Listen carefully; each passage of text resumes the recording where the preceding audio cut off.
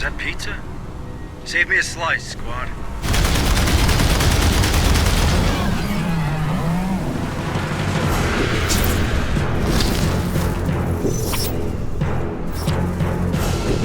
It's been a long while since the Aliens franchise has come close to touching a strategy or a tactics game.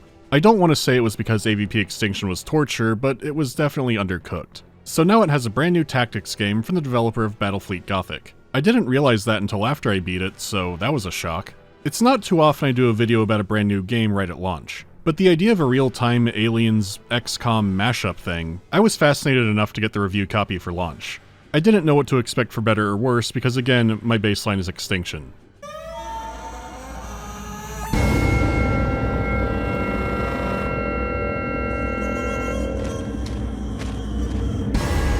Alright, so here's what this is all about. The story takes place about 20 years after the studio bar fight that was Alien 3. The remote moon of Lethe has been colonized by Weyland-Yutani. It's not much of a concern to the company, and shady deals like smuggling happen there all the time. You play as the deputy administrator of the orbital shipping station, Maiko Hayes. She's an idealist at heart, hoping to climb the corporate ladder the correct way, which is hard when her direct boss is a human grease tray who's facilitating all the shady deals. It makes it no wonder that Customs misses the latest and greatest threat to agriculture, which may have been intentionally unleashed on the station, but your boss isn't part of that. The xenomorph does its thing, the station goes to hell, and Hayes activates the Cerberus Protocol, which is a network of satellites which will flechette down any ship attempting to enter or leave the planet. In true way you fashion it can't mark a clean ship, it just burns down everything. Hayes is rescued by a group of Marines that were already on the station, led by Sergeant Harper, a man who is extremely prone to migraines and will only get worse now that his ship, the Otago, has been knocked out of orbit. All command staff are dead, communication is cut off with the rest of the colony, and now everything is up to them. They have to scavenge for supplies and survivors, make a plan to escape, and figure out how all of this happened. The story is not a simple framework for something more freeform either. The missions are all directly plot-driven, and there are lots of cutscenes and a ton of journal entries to find. It is punching above its weight on that angle, which is good, but the tutorial for the game tries to showcase that, and it is slow and rough. It does have a lot of mechanics to teach you, which is justified, but you'll be stopped constantly for little conversations or to watch the alien come out, and stuff that just makes it feel sluggish. What's happening in the story is interesting, but on the gameplay side, it is a bad first impression. The good news is, this isn't reflective of the game as a whole, and the first mission after this is really what you're in for. This is also a game with a few customizable difficulty settings, and it is fun to go back and replay it for a harder challenge, which does make it annoying that there's currently no option to skip the tutorial on replay. It's not terrible, but it doesn't get better the second time. I mean, the entire appeal is role-playing as Lieutenant Gorman, sending your Marines in and trying to get them out alive. There are some missions that break away from that, but this is 95% of your time. So that said, let's move on to the graphics. When it comes to these kinds of games, I don't have huge expectations for pure visual quality, but the sheer amount of detail combined with how massive these maps can be make it one of the most impressive I've seen. You can zoom out to a bird's eye view or be directly above your squad, and visually, neither of those look incorrect. Every room is packed with all kinds of objects and debris, which is already great on its own, but it also helps to give that extra level of paranoia since not every threat will immediately show up on your motion tracker. There could be an egg behind a barrel or a warrior crunched up in stasis anywhere. Your squad moves as a single unit, and a big part of the game is sweeping an area with your flashlight. It'll automatically select the nearest Marine to do this, and beyond showing where the gene muggers might be hiding, it'll also highlight interactable objects, which you can eyeball, but this does help. Because some maps can have near pitch black sections, which is already hairy to navigate in, but much worse fighting in. So you do have tools to brighten things up. Even when it's not pitch black, it's still a shadowed and foggy world. Most of the environments are oppressively industrial, which is very faithful to the setting. There's still a good amount of variety inside of that, like a high-tech space station isn't going to look the same as a colonial slaughterhouse. Plus, the maps being large and having multiple layers means you can see all kinds of things inside the same mission. You could start out in the wetlands, or in the middle of a blizzard, but who knows what lies beneath. There's a fantastic sense of scale, and all the environments actually feel lived in. It's pretty cool that the game can have this massive backdrop of a spaceship, but it can scale down to show a man who died reaching for pizza. Like, you can see the slices in the box. It's that level of detail uncompromised on maps like these. And again, layered maps like these. Some of them are more intricate than the ones from the role-playing game. Nothing here was randomly generated, these are designed, and you can feel that. With that kind of scale, I did have some graphical slowdown at points, which didn't surprise me, but your mileage may vary. Sometimes areas can look too washed out, but overall it does an excellent job at capturing the atmosphere that it should. Moody, mysterious, and a chance of horrors around any corner. Your loyal troops bring most of the light, and will have to hold out until the disorders kick in. The actual character models are alright, but the trade-off is there is a fair amount of customization and upgrades that are reflected on the characters. Outside of some cutscenes, for most of the game you're mainly seeing them from a distance anyways, and they're still solid enough for this kind of genre. So I'm in the same headspace as Alien Isolation, where I don't mind the character fidelity as long as it trades off for the atmosphere. That can be tricky to pull off in a top-down game, but here, they succeed. It's also backed up by some solid sound design. All the movie effects you'd expect to be authentic, like the motion tracker and pulse rifle, those are all there. The environmental effects can also be great, like thudding machinery and loud, clunky computers processing, but the weather effects like howling winds and rain is definitely a standout. The ambience is strong enough that the music is very subdued a lot of the time. You might get some creeping strings or some drum beats, but it's mainly more noise to add tension. It only starts to ramp up during combat, but it's still never bombastic.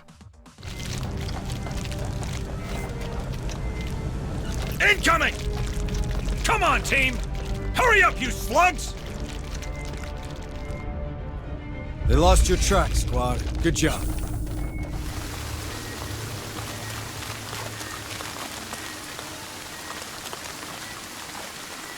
Quiet. It didn't see us.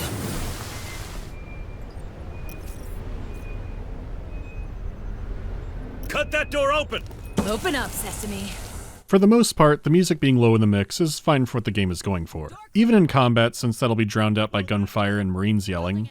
They got our scent! Look alive!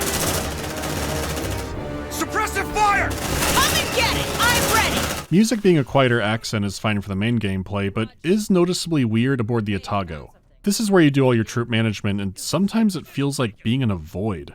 Like, you've just come back from an absolute shit show of a mission. You barely pulled it off, but you accomplished the mission, and this is what's waiting for you.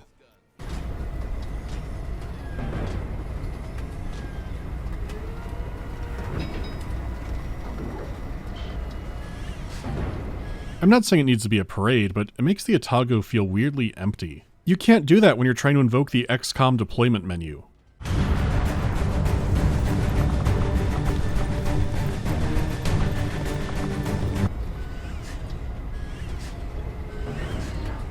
We can be a little more gung-ho about shooting aliens. Jesus, no wonder the squad leader's depressed.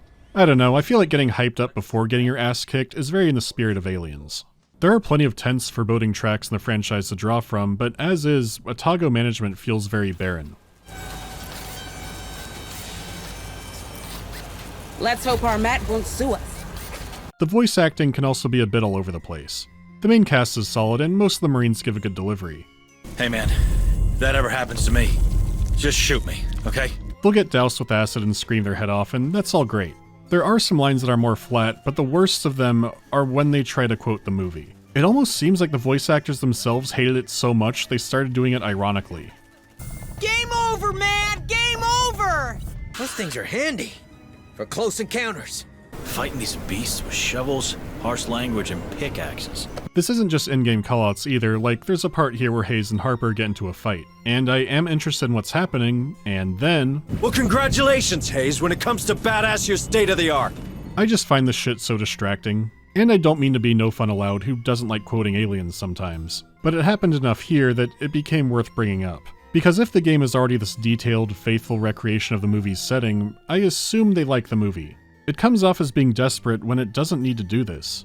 The game is going off in its own direction and story, so those constant callbacks start pulling me back out of it. It's still not as bad or desperate as Colonial Marines, which also had the Sharp Sticks pre-order item. You know, as referenced by Hudson in the movie. We got nukes, we got knives, sharp sticks. I'm just shocked they didn't include Apone's harsh language sonic gun. Wait, that's real? It's not a huge deal, but was jarring enough to bring up. An alien's line here or there in your alien's project is fine, but when it's this often it's mostly obnoxious. Mostly. I do give a pass to Let's Rock because that at least sounds natural. We're spotted! Let's rock! He gets a pass too. That's so polite. On the gameplay side, it clearly does take inspiration from the RPG, though obviously more combat-focused, but the core of the game revolves around risk. From the moment you're deploying your first Marines, they have personality traits, and of course, none of them are good. They could be higher chances for RNG screw-ups, or flat debuffs like a guy who keeps starting shit when everyone's on their downtime. It turns out not all the Marines joined up for their love of slaying dragons, but were in fact tricked by the recruiter at their high school cafeteria. Others are survivors who can hold a gun, so for now, no one is fully committed. Eventually, you could get an attribute to remove the negative trait, but that comes with experience. You can also buy supplies for the deployment, like tools that let you weld doors, repair robots, hack computers, and a lot more. You've also got your standard issue first aid kits, and of course the sentry guns. Ammunition is also an issue, but you can't deploy with extra. Now, you can find all these things throughout the mission, but with the exception of ammo, you can't carry all of it. And going back to how intricate the maps are, supplies can be very spread out. That unknown factor with your supplies is the second layer of uncertainty. Now, while the game has a lot of combat, avoiding unnecessary confrontations is central. When the aliens first realize you're there, they launch a hunt for you. At first the aggression is pretty light, but as the hunt goes on, it starts ticking upwards. Whether you kill them, distract them, or run away, if you can hide out long enough, the hunt will end. But that overall aggression meter stays where it was. As the mission goes on, the attacks become more elaborate and violent. When you hit a new level of aggression, the Hive will launch an onslaught. This gives you about 30 seconds to prepare before the penetration parade arrives. They can also be joined by larger forms like the Praetorian and the Crusher, which actually debuted in Colonial Marines. These are called Class 2 Xenos, and they could be called that because these are the only two types. And for how many forms this franchise has now, that is disappointing. I mean, I'd love to see the Carrier make an HD return. Anyhow, as the mission goes on and the Hive starts screeching louder, the aggression levels will get out of control. Beyond the risk to your squad's health, you also have their stress to manage. You can control it through some squad leader abilities, using a first aid kit to pop pills, or use tools to weld up doors and create a shelter the gang can rest in. You shall not pass, fuckers. As your troops get more experienced and brave, they can slow down the onset of stress, but stress is a little demon that compounds misery. With each new level unlocked comes new negative effects unless you treat it. They can get so scared that their hands shake and they're less accurate, they can be confused or panic and have less points for combat skills, or start ranting and raving, stressing everyone else out. For an extra kick, for each level of stress reached in a mission, even if you heal it, you receive a trauma point, which means you want to mitigate stress early. Because if you don't, the whole squad will roll up with all kinds of new disorders. The squad leader can become much more depressed. Post-mission, you have a medbay to heal the Marines who got too physically injured, and an entire trauma ward, because the sounds of hissing just do not leave at night.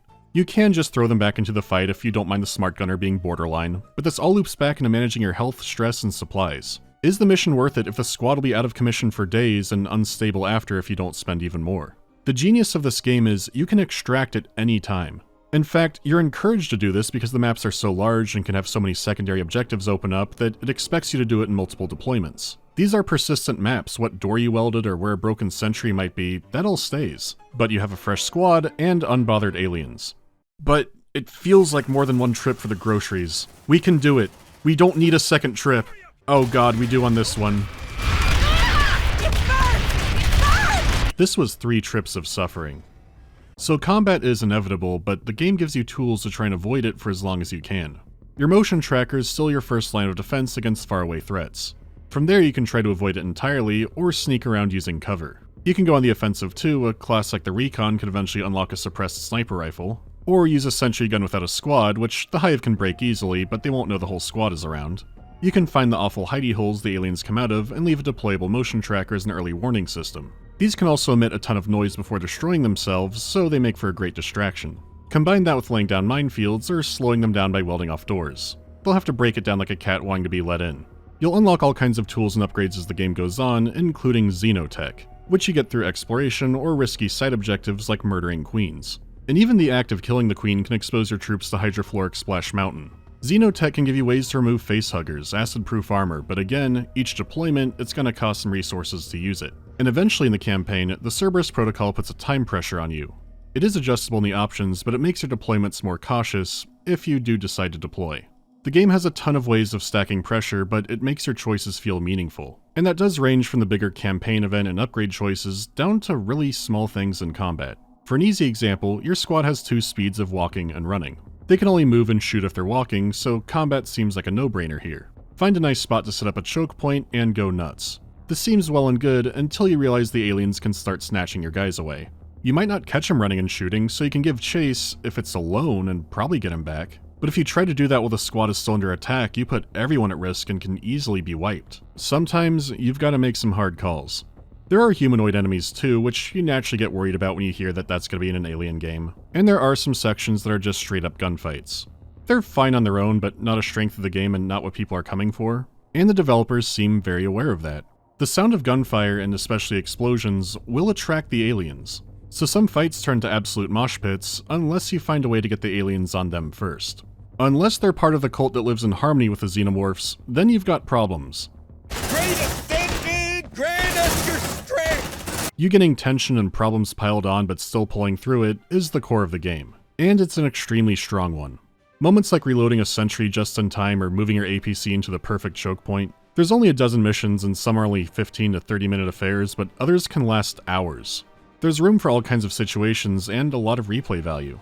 If it seems too high pressure for real time, the game does slow down when you use an ability, but you can change that to be a complete pause if you want to. I did go with slow-mo so I wouldn't be completely off the hook, but the game can be gentler. I did have a lot of fun playing it, but there are some noticeable shortcomings. On the polished side it was mainly good. There might be a visual bug or something not working that would always fix in a load. The biggest danger is the pathfinding, which overall is still pretty great for how large the maps are, but there are certain crates and objects in a few levels where it seems like a Marine can get more easily stuck. If you don't notice it, that's a disaster waiting to happen. I'm sure stuff like that will be more polished up, so that's not one of my bigger issues. Having the squad move as one unit is convenient, but you can't separate them out manually, only if they're going to an interactable object or something that's already placed on the map. You can't do something like move a single Marine to open a door to have more line of sight for your weapons. I get why they didn't have that level of individual control, but there were times where I did miss it. Speaking of control, there are a few times where you lose it and get cutscene run into an alien hive or something that I would never do on my own, which is extra annoying when you immediately start getting obliterated. It'll usually give you the courtesy of saying a big fight is coming up, but not always. It can also be unclear where the fight will be. Also, the lack of unique alien varieties is still a disappointment. When you're listing the egg, facehugger, and chestburster as 3, that feels like some reaching. There is a pretty cool new one, but it's only a set piece at the very end of the game. They do mix up what they have by giving them different abilities, which does change up how you handle a fight, but not dramatically. I would have liked if they had more variants to really throw a wrench in your plan, or at the very least, more Class 2 forms. Class 2 approaching only meaning a Crusher or a Praetorian is incredibly underwhelming. The game is paced well enough where it doesn't feel stale. My first run I beat in a little over 20 hours. It's still cutting it close, and as much as I'd like for there to be more missions in the future, there'd have to be new aliens. I get he's a big dude, but you're expecting him to carry too much. It also feels bad that the final mission in the game isn't a big final hurrah with your squad, but instead a mission more like the tutorial where it's some pre-established story characters, and not much of the tactics you've been playing the game for. If it was a great story wrap-up, I'm sure I wouldn't care. The game's story has interesting and even some thoughtful elements to it, but I do think it gets snagged by a now long-running series trap where it raises a lot of questions but doesn't answer them. There are payoffs on the character's side, at least when it comes to Hayes and Harper, but others are picked straight out of the jar for movie stereotypes, and you'll guess where things are going. Like the movie lines, there's a lot of unnecessary retreading. Having a cult that is somehow in harmony with the aliens is already an interesting draw. And if you look through the logs, there's a lot about how cults like this form in the first place. Weyland-Yutani is a horrible company, and people are desperate for a new life and a new chance. And that could have been a background detail and just been the end of that. Instead, we have to go through Weyland-Yutani as evil, they want money and power. We've seen this so many times now. They do make a point of saying good people work for the company and may have compromised themselves to advance. Hayes is learning that legality does not equal morality, but that angle's not that interesting because you've seen this kind of story all over the place. At this point, the Weyland-Yutani logo is basically a space swastika. I don't think its higher-ups being involved in nefarious shit can be considered a reveal anymore. At this rate, a Weyland executive being good would actually be a twist. I'm not saying it's bad because the story does have its cool moments and knows when to keep some mysterious things cryptic, but if this moment in the trailer extremely caught your attention like it did for me, it's never expanded on into being something great. I struggled with whether or not to talk about the story in more detail here. I've realized that the plot is good at keeping you moving forward, but a lot of reveals are extremely mundane or very abrupt. Some people die in a blink. The more unique elements are left open-ended, and while the last mission does raise some great potential for a future story, I still found it ultimately unsatisfying. It came across like they had a great concept, but aren't yet sure where to go with it. I just wish the story had been more focused in, because I prefer what's happening with Harper and the Colonial Strogg. As is, the imagery is more interesting than what they actually do with it. But it's okay because the game is fun. Great ascended, grant us your strength! Overall, I really enjoyed my time with Dark Descent. I didn't know I wanted an Aliens game like this until I played it, since most of what I envision is in first person. It's also not being sold as a full-priced game, so if you like the setting or high-pressure tactics games, I think you could pick it up day one and be happy. If you're on the fence, it might be worth it to wait for a sale when it's a little more polished. I do hope it's not the end of the game and they have some mission packs or something like that in the future. It has great mechanics that really appeal to the risk versus reward I like in the genre, and with more tools, weapons, and enemies, I think it could only get stronger. Overall, this game was a great surprise, and I wish this was the one that was called Colonial Marines. It certainly feels a lot more worthy of the name. Alright, I'll see you next time.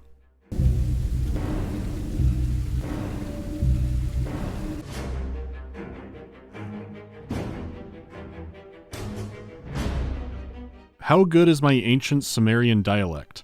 It is at none right now, and I really hope that's not a fourth kind joke because, God, I can't stand that movie. What is scarier, Xenomorph or Predator? I would say, and I think most people would also say Xenomorph. If the Predator is actually after you, you're gonna die a lot quicker at least. With the Xenomorph you never know, and if you've read Labyrinth, you know how bad things can get.